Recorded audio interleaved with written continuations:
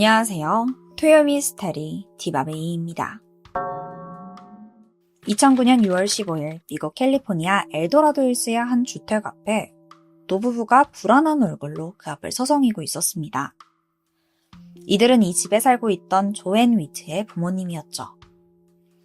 사실 오늘 오전 딸의 회사에서 따님이 이틀째 출근하지도 않고 전화도 받지 않는데 혹시 무슨 일이 있나요? 라는 연락을 받았거든요. 조앤은 평소에 굉장히 성실한 사람이었어요. 근데 아무 말도 없이 이틀이나 결근하고 전화까지 안 받는다? 이건 좀 이상했죠. 조앤은 남편 없이 14살 딸 타일라와 단둘이 살고 있는 싱글맘이었습니다. 그래서 우선 손녀 타일라에게도 연락을 시도했죠. 하지만 그녀 역시 연결되지 않았던 거예요. 불길한 마음은 점점 커졌고 결국 딸의 집으로 직접 가보기로 결심하게 된 겁니다. 다시 그 집 앞으로 돌아와서 현관문 앞에 도착한 조앤의 부모님은 우선 문을 두드렸어요. 하지만 안에서는 아무런 인기척도 없었습니다. 창문으로 들여다본 집 안은 이상하리만큼 조용했고요. 혹시나 하는 마음에 문고리를 돌려보니까 그대로 열리더라고요. 조앤 조심스럽게 딸의 이름을 부르며 집안을 둘러보다가 침실로 향하는데 이 침대 위에 누가 누워있는 것 같았어요. 당연히 딸일 거라는 생각에 어디 아프기라도 한 건가? 천천히 다가가 이불을 살짝 걷어 올립니다. 그리고 그 순간 충격에 얼어붙고 말아요. 거기엔 온몸이 피로 물든 채 이미 싸늘하게 식어버린 딸의 시신이 있던 거예요. 부모는 이 끔찍한 광경에 곧장 경찰에 신고하게 됩니다. 현장은 말 그대로 참혹했어요. 조앤의 온몸에는 20군데가 넘는 깊은 자상이 있었고 특히 목 부위에는 거의 절단된 상태였죠. 그리고 약 4일 전인 6월 11일, 이날 사망한 걸로 추정됐습니다. 그런데 문득 한 사람이 떠오르지 않나요? 손녀 타일라. 타일라는 지금 어디 있는 거죠? 조앤의 부모님은 이 집안 구석구석을 뒤지면서 손녀를 찾았어요. 하지만 그 어디에도 그녀의 모습은 보이지 않았습니다. 혹시 엄마 조앤이 사망한 날 타일라에게도 무슨 일이 있었던 건 아닐까요? 경찰은 바로 그녀의 행방을 추적하기 시작했죠. 근데 문제는 전화도 꺼져 있고 심지어 엄마 사망 추정 시간 이후 카드 사용 기록이 완전히 끊겼더라고요. 그러니까 이 흔적이 전혀 남아있지 않아요. 근데 집안을 수색하던 경찰은 뭔가 이상한 점을 느끼기 시작합니다. 딸 타일라가 납치를 당했다거나 무슨 일을 당했다라고 보기에는 계속 이상한 정황들이 나오는 거예요. 우선 집을 아무리 살펴봐도 외부 침입 흔적이 전혀 없었고 귀중품도 도난당하지 않았어요. 유일하게 사라진 건 타일라의 옷과 비상금, 그리고 일기장 같은 개인 물품뿐이었죠. 이걸 보면 누군가 억지로 끌고 나간 게 아니라 그냥 자발적으로 나간 흔적처럼 보여요. 여기에 더해서 피해자 조앤의 동료들이 제보를 하나 하는데 요즘 조앤이 딸이 성인 남자랑 만난다면서 요즘 갈등이 심하다 막 고민을 토로한 적이 있대요. 혹시 이게 조앤의 사망과 연관이 있는 건 아닐까요?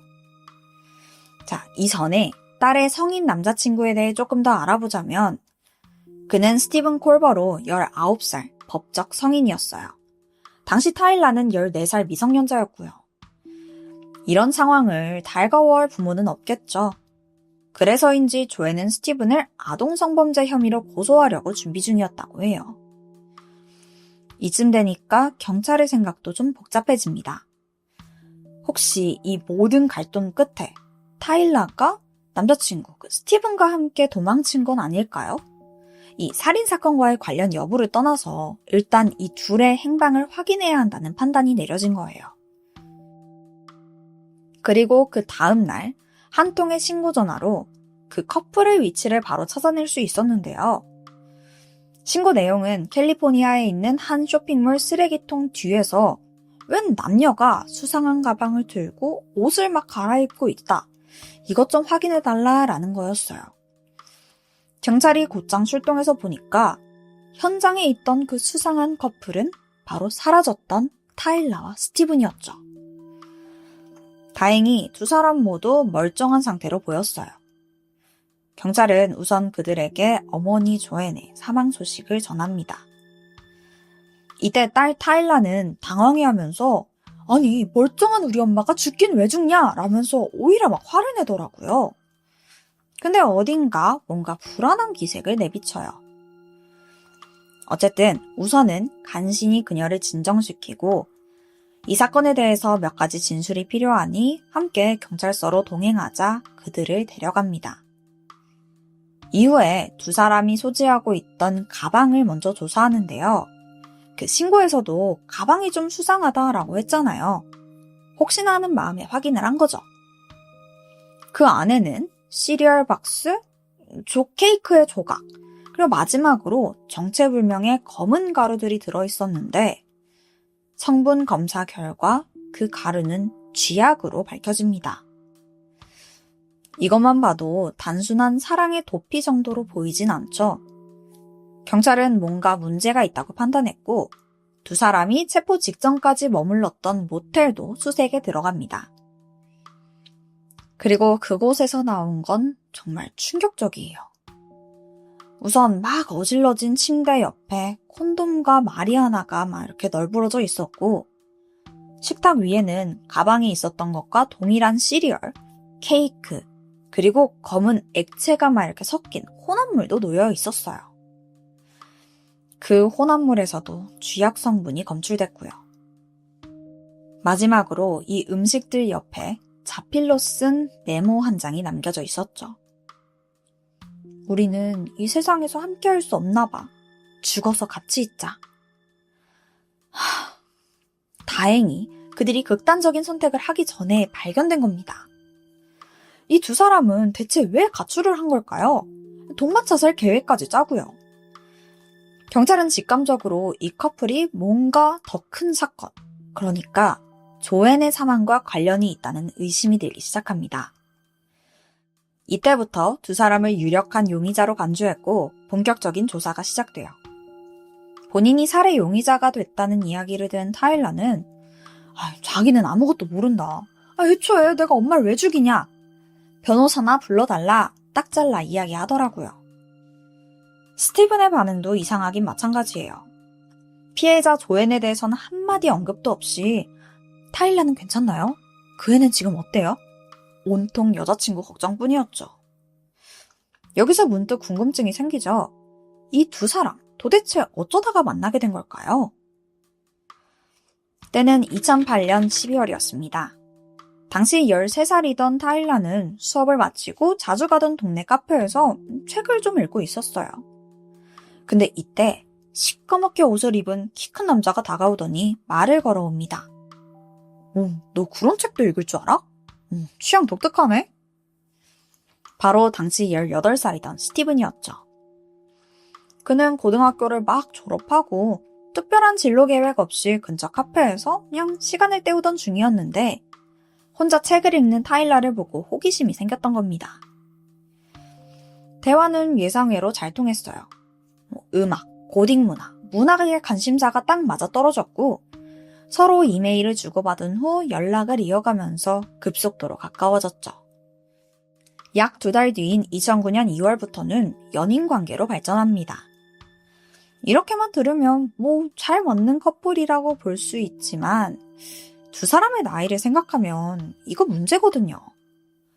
아까 말했다시피 타일라는 13살이었어요.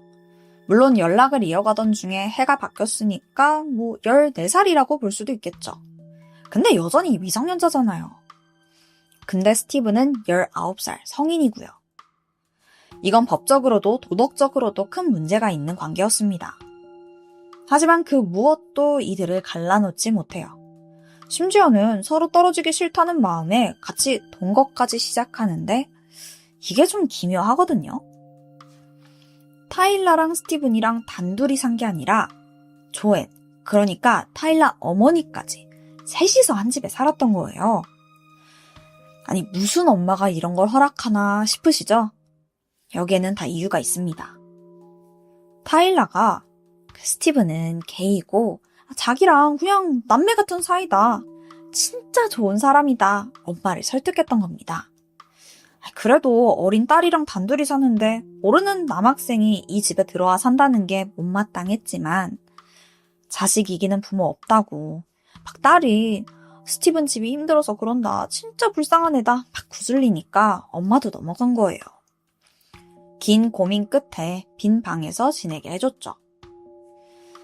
하지만 얼마 못 가서 사건이 터지는데요. 두 사람은 항상 조앤이 회사를 간 틈을 타서 마리화나나 코카인 등 각종 마약을 사용하면서 완전 일탈을 즐기기 시작했어요. 근데 이걸 조앤에게 들킨 건 아니었고요. 더 큰 일이 벌어지거든요. 스티븐이 이 집에서 지낸 지 한 달쯤 지난 어느 날, 그날따라 조앤은 일이 일찍 끝났고 평소보다 좀 더 이른 시간에 집에 도착합니다. 근데 이 집안 분위기가 좀 이상해요. 너무 조용하더라고요. 평소 같으면 집 소파에서 시시덕거릴 스티븐과 딸도 보이지 않았고요. 뭐지? 외출했나 생각하던 그때 스티븐의 방 쪽에서 쿵 하는 뭔가 인기척이 들렸고 순간 불길한 마음이 들어서 조앤이 그쪽으로 향합니다. 그리고 문을 여는데 스티븐이 잔뜩 상기된 채로 서 있더라고요. 그게 다가 아니에요. 그의 방을 살피던 조앤이 옷장 안에서 베개로 간신히 몸을 가리고 숨어있는 딸 타일라를 발견한 겁니다. 와, 엄마 눈 진짜 확 뒤집어지죠. 결국 내 딸이랑 다시 만나지 말라는 약속을 받아내고 스티븐을 집에서도 쫓아내버려요. 이때 엄마 조앤은 정말 큰 충격을 받았어요. 딸이 성인 남자에게 이렇게 의지하고 있었다는 게 다 자기 잘못인 것만 같았죠. 그녀는 스티븐을 미성년자 의제 강간 혐의로 고소하기로 마음먹습니다. 여기에 대해서 조금 설명을 드리자면 의제 강간이란 미성년자는 스스로 판단 능력이 충분하지 않다고 보여지기 때문에 본인이 동의를 했더라도 이 관계를 맺으면 강간으로 간주되는 그런 개념이에요. 이 이야기를 들은 타일라는 막 울면서 엄마한테 매달렸습니다. 내가 다시는 스티븐 안 만날 테니까 제발 신고만은 하지 말아달라고요. 이 애원 끝에 조앤은 한 번만 더 딸을 믿어보기로 하고 이 신고를 보류하게 됩니다. 하지만 타일라는 약속을 지킬 생각이 없었어요. 그냥 고소만 취하되면 된다라고 생각하고 엄마를 속인 거예요. 후에도 몰래 스티븐하고 계속 연락하고 만남을 이어갑니다. 얼마 지나지 않아 이마저도 들키게 돼요. 조앤은 뭔가 딸의 행동이 이상하다라고 느끼던 중에 우연히 딸의 다이어리를 받고 그 안에는 스티븐과의 관계 내용이 구체적으로 적혀 있더라고요. 조앤은 정말 충격에 휩싸여서 그 일기장을 전부 복사했고 이걸 증거로 스티븐을 미성년자와의 부적절한 관계 혐의로 고소하게 됩니다. 그리고 이 소식을 타일라에게도 알려줬죠. 이걸 듣게 된 타일라는 완전히 무너지고 말아요. 남자친구가 감옥에 갈 수도 있다는 공포에다가 이게 다 자기 일기 때문이라는 또 죄책감. 그리고 경찰에 스티븐을 신고한 엄마에 대한 분노까지 이 모든 감정이 한꺼번에 그녀를 덮쳤죠. 타일라는 스티븐에게 달려가 이 모든 상황을 털어놓습니다. 두 사람은 무슨 지들이 로미오랑 줄리엣이라도 된 것 마냥 아무도 우릴 이해 못한다. 이대로는 우리 절대 함께할 수 없을 거다. 점점 극단으로 치닫더니 끝내. 그럼 그냥 우리 도망쳐서 끝내자. 같이 죽는 게 차라리 나아. 말도 안 되는 계획을 세우게 된 겁니다. 하지만 이 죽음을 택하려는 그 순간에도 마지막으로 떠오른 불안이 있었어요. 이 모든 계획을 엄마가 또 망쳐버릴 것만 같았거든요. 그리고 이 불안은 점점 더 끔찍한 생각으로 변하고 말아요. 그냥 엄마를 없애버리면 되는 거 아니야? 그렇게 사건 당일인 6월 11일 밤, 타일라는 엄마의 술잔에 수면제를 가득 넣었습니다. 조앤은 전혀 의심하지 않고 술을 마셨고 곧 쓰러지듯 깊은 잠에 빠져들었죠. 그리고 그 이후에 무슨 일이 벌어졌는지에 대해서는 타일라와 스티븐의 증언이 완전히 엇갈리는데요. 우선 타일러의 증언에 따르면 살인을 저지른 건 스티브였습니다. 처음엔 자기가 칼을 들고 엄마가 잠든 그 침실로 들어갔지만 도저히 찌를 용기가 안 나서 그대로 나왔다고 해요. 그러자 스티븐이 대신 들어가서 엄마를 미친 듯이 찔러댔고 방 안에서는 엄마 조앤이 제발 그만해달라고 막 애원하는 소리가 들렸다고 합니다. 타일라는 그 소리에 질겁해서 문 밖에서 귀를 막고 그냥 서 있었다고 해요. 얼마 뒤에 피투성이가 된 스티브가 방에서 나왔고 그 후 둘이 함께 도주했던 거죠. 반대로 스티브의 주장은 전혀 달랐습니다. 그는 타일라가 평소에도 엄마에 대한 증오심이 컸고 정신적으로 매우 불안정했다고 주장했죠. 심지어 여자친구가 해리성 인격장애를 앓고 있어서 종종 다른 인격이 튀어나오는 모습을 봤다고까지 말했습니다. 그럴 때마다 타일라는 자기가 무슨 짓을 했는지 제대로 기억하지도 못했고 이번에도 마찬가지로 자기가 저지른 일을 새까맣게 잊고 나한테 덮어 씌우는 거래요. 한때는 서로가 전부다 이렇게 얘기하던 두 사람은 이제는 서로를 향해 죄를 미루더라고요. 이게 참 어이없지 않나요? 2011년 6월 두 사람의 재판이 시작됩니다. 엇갈린 주장에 대해서 검찰의 반응은 어땠을까요? 검찰은 둘 중에 타일라의 진술에 신빙성이 있다고 판단했습니다. 우선 조앤의 손톱 밑에서 피부 조직이 발견됐고 DNA 검사 결과 남성이라고 판명났거든요. 그리고 현장에 있던 남성은 스티븐이 유일했고요. 조사가 진행될수록 모든 정황이 그가 직접 공격자였다라는 증거로 이어졌습니다. 그리고 또 하나 결정적인 증언이 나오기도 해요. 범행 직후 이 두 사람은 한 친구의 집에 잠깐 숨어들었는데 스티븐이 자기가 여자친구 엄마를 죽였다고 말했다는 겁니다. 게다가 친구에게 피가 묻은 칼을 보여주면서 이걸로 조앤의 목과 배를 찔렀다라고 얘기했죠. 이 증언은 후에 배심원단의 선택에 큰 영향을 주게 됩니다. 그렇다면 재판 결과는 어땠을까요? 타일라는 플리바겐을 통해 2급 살인 혐의에 대해서 자백을 하게 돼요. 그렇게 처음 25년형에서 감형이 되어 최종 15년형을 선고받게 됩니다. 반면 스티븐은 끝까지 억울하대요. 하지만 현장에 남아있던 DNA 증거, 혈흔 패턴, 그리고 친구의 증언까지 이 모든 정황이 그를 불리하게 만들었습니다. 결국 스티븐에게 1급 살인 혐의에 대해 유죄가 판결됐고 그는 가석방 없는 종신형을 선고받죠. 참고로 2022년 8월 타일라는 복역 13년 만에 가석방됐고 현재는 사회로 돌아와 평범한 삶을 지내고 있다고 해요. 어머니 조앤은 더 이상 누리지 못하는 그 일상들을요. 현재 타일라의 생활 기반에 대해서는 공개된 공식 정보는 없다고 전해집니다. 스티븐은 여전히 수감 중이고요. 사랑은 사람을 변화시키죠. 근데 그게 항상 좋은 쪽으로만 흘러가진 않더라고요. 타일라는 감정 하나에 휘둘려서 세상에서 가장 소중한 걸 잃었습니다. 스티븐과 타일라가 나눈 그 관계를 과연 사랑이라고 이야기할 수 있을까요? 제가 준비한 스토리는 여기까지입니다. 지금까지 토요미스테리 디바메이였습니다. 안녕하세요. 토요미스테리 디바메이입니다. 2008년 9월 26일 미국 텍사스에 있는 작은 가게에 평소 잘 근무하던 직원이 무단 결근을 하면서 오늘의 사건이 시작됩니다. 그녀는 44살이던 수잔 베일리였는데 홀로 두 남매를 키우던 워킹맘이었어요. 자식들은 17살 제니퍼와 13살 데이비드였고요. 둘 다 아직 학생이다 보니까 엄마 혼자 생활비를 충당하느라고 매달 빠듯했죠. 밤낮 없이 투잡을 뛰었고요. 또 근데 그런 상황에서 직장에 단 한 번도 지각한 적이 없을 정도로 굉장히 성실한 직원이었어요. 그녀의 무단 결근 자체가 처음 있는 일이었죠.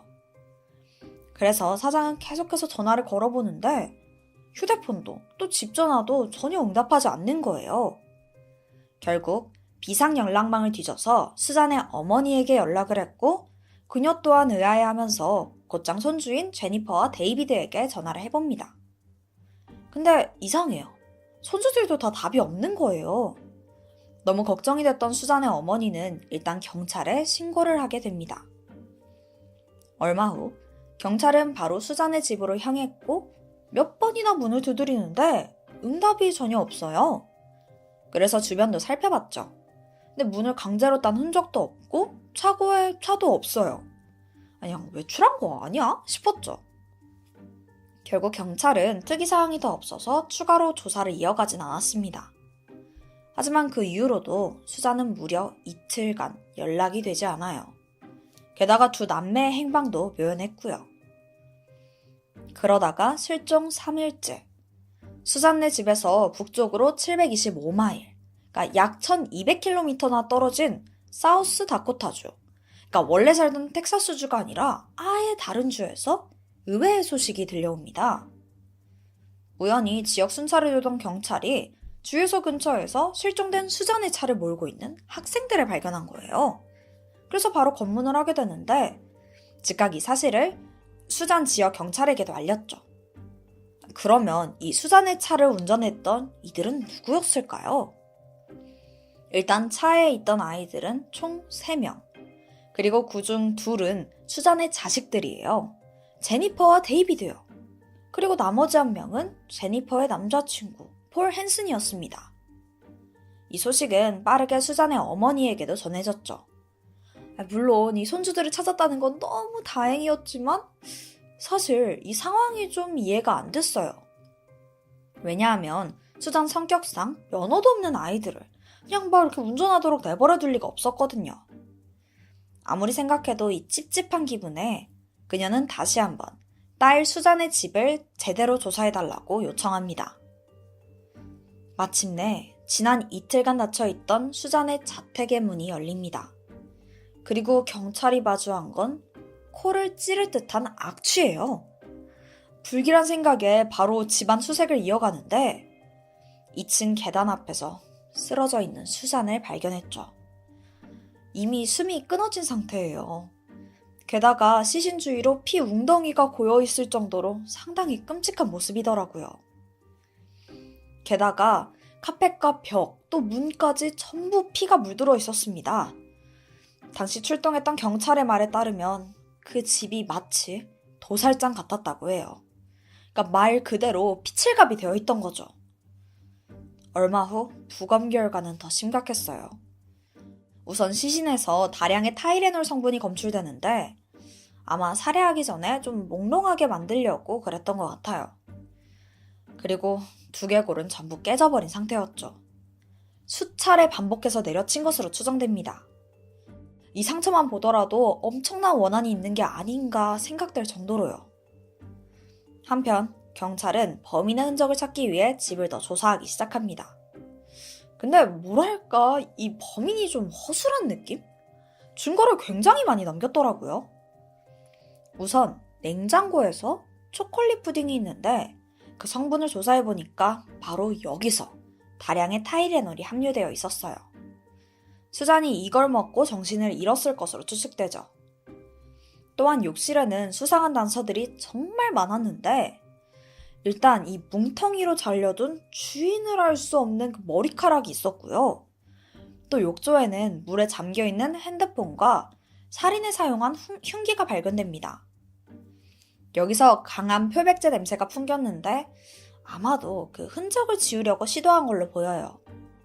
그리고 샤워 커튼에 전기선이 피복이 노출된 채, 그러니까 겉에 그 고무가 벗겨져서 매달려 있었더라고요. 근데 이게 정말 섬뜩한데 이런 상태로 전기가 통하면 심지어 여긴 욕실이라서 물도 많은데 바로 감전되는 거잖아요. 여기서 경찰은 원래 범인이 감전을 시켜서 피해자를 살해하려다가 이게 실패하니까 결국 흉기를 사용해 죽인 것으로 추정하게 됩니다. 마지막으로 청소용품을 구매한 마트 영수증이 발견돼요. 자, 그럼 이 물건들을 산 사람만 찾아내면 범인을 특정할 수 있잖아요.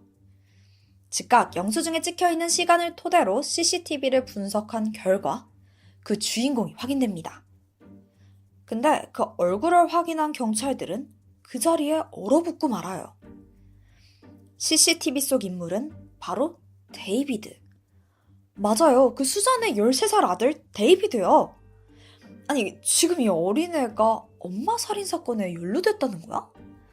이 사실은 베테랑 경찰들마저 경악하게 만들었습니다. 근데 더 충격적인 검사 기록이 나왔네. 욕실에 있던 그 뭉텅이 머리카락이요. 그게 DNA를 확인해보니까 딸 제니퍼의 남자친구, 폴과 일치한다고 나온 거예요. 아니, 이게 지금 무슨 상황이냐고요. 경찰은 곧장 폴, 데이비드, 그리고 제니퍼까지 셋을 체포해서 신문했어요. 안 그래도 엄마가 실종된 상황에서 막 차를 훔쳐 타고 돌아다니던 게 좀 수상하긴 했거든요. 그렇게 경찰서에 도착한 아이들은 너네 우리가 너 왜 불렀는지 아냐? 라고 묻는데 이때 데이비드가 키득거리면서 대답합니다. 엄마 죽여서 온 거 아니에요? 이 모습은 너무나 기괴했어요.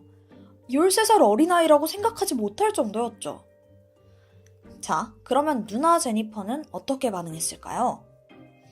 그녀는 기다렸다는 듯이 남자친구 폴에게 모든 책임을 다 돌리더라고요. 남자친구가 엄마를 살해하자면서 협박했고 그에 못 이겨서 나는 엄마를 죽이고 폴과 도주했다라는 거죠. 반대로 폴은 전부 제니퍼가 시킨 거라고 반대 주장을 펼쳤고요. 그러던 중 이번에 경찰은 제니퍼의 방에서 수상한 물건 하나를 발견하는데요. 그건 바로 학생증입니다. 근데 자기 게 아니고 메릴리라는 14살 소녀 거예요. 기록을 보니까 그녀는 현재 소년원에 들어가 있었고요. 게다가 혐의는 어머니에 대한 살인 미수였어요. 또 하필 그 사건이 수잔 실종 이틀 전에 발견되는데 메릴리가 자고 있던 자기 엄마 배를 칼로 찔러서 살해하려다가 미수로 그치게 된 거죠. 이때 경찰은 이 사건이 앞선 수잔 살인 사건과 연관이 있다는 느낌을 받게 됩니다. 자기 자식이 부모를 죽이려고 했다는 점과 또 서로 알고 있던 사이라는 점이 강하게 의심된 거죠. 그래서 정확하게 정황을 파악하기 위해서 메릴리를 포섭하게 돼요. 너가 사실대로 말해주면 그 면책특권 주겠다. 이런 식으로 설득해서 자백을 받아낸 거죠. 메릴리는 바로 응했고 그렇게 밝혀진 이 사건의 사실은 너무나 충격적입니다. 일단 얘네가 다 어떤 사이였냐면 메릴리 그리고 제니퍼와 폴까지 이 셋은 연인 관계였습니다. 그러니까 이게 삼각관계 바람 뭐 이런 게 아니라 각각 폴과 사귀고 있던 거죠. 아니, 더 정확하게 말하자면 제니퍼와 폴이 사귀고 있고 메릴리는 폴의 다른 인격인 탈러스와 사귀고 있다는 거예요. 물론 이게 그 일반인이라면은 이해하기가 힘들어요. 근데 알고 보니까 이 셋이 오컬트, 판타지에 푹 빠져 있었어요. 자신들이 악만의 몸에 다른 인격이 있다면서 인간과는 다른 특별한 힘을 가지고 있다라고 생각했던 겁니다. 처음엔 그냥 장난처럼 하던 스토리에 어느덧 이 셋은 완전히 빠져버려요. 나중에 가서는 우리 관계를 돈독하게 하자고 서로의 등을 칼로 베서 피를 나눠 마시는 기이한 행동까지 보였고요. 그니까 얘네 셋이 애초부터 그냥 너무 기괴한 짓을 하던 애들인 거예요. 엄마 수잔은 딸이 폴을 만나는 걸 극구 반대했습니다. 당연하죠. 이렇게만 들어도 저도 반대할 것 같은데 엄마는 오죽하겠냐고요. 물론 엄마가 세 사람의 관계를 정확히 알지는 못했지만 묘하게 싸한 느낌을 받았대요.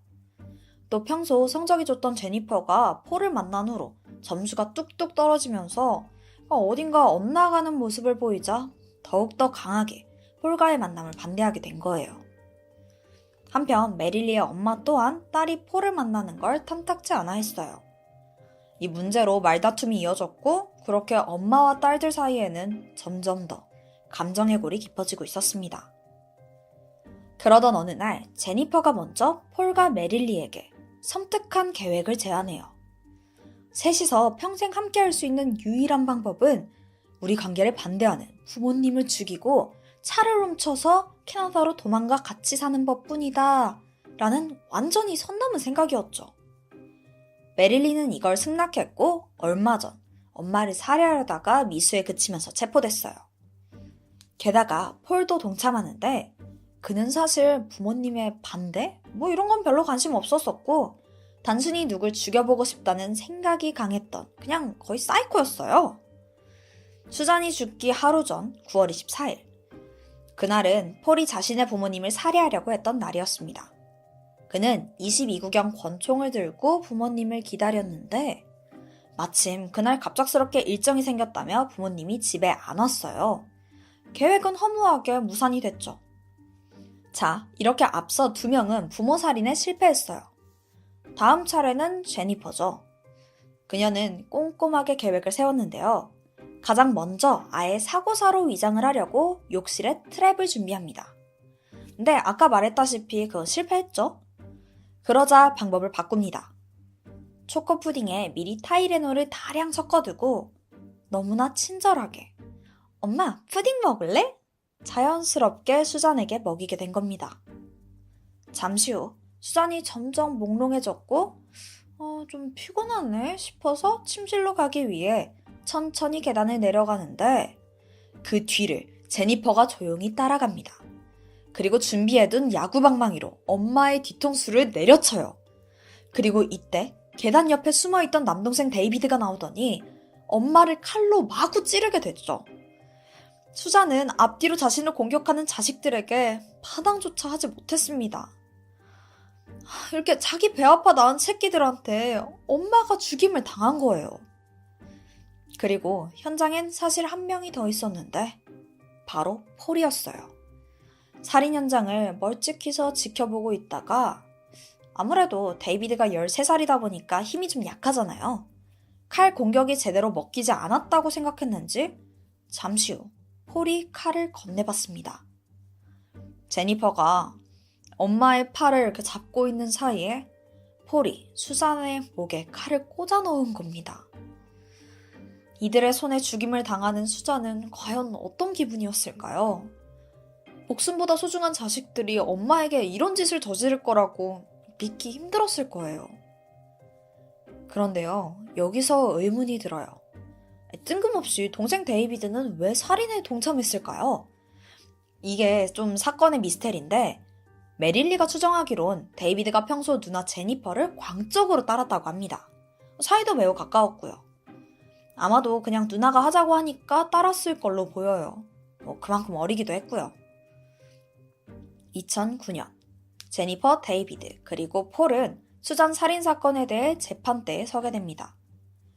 판사는 세 사람 모두 동등하게 살인의 책임이 있다고 판단해요.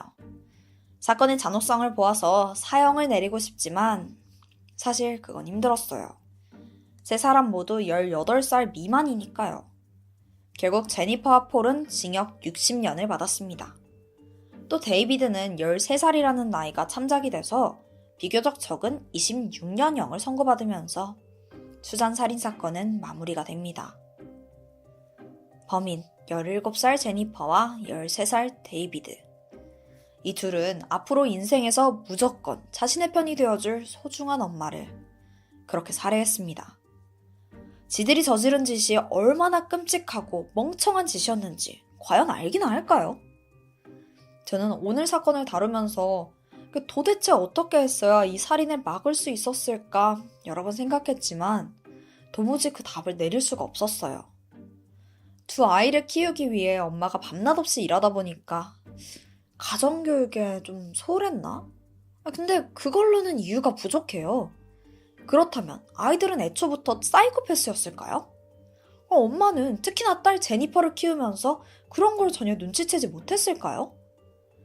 정말 하나부터 열까지 이해하기 힘든 너무나 잔혹한 사건.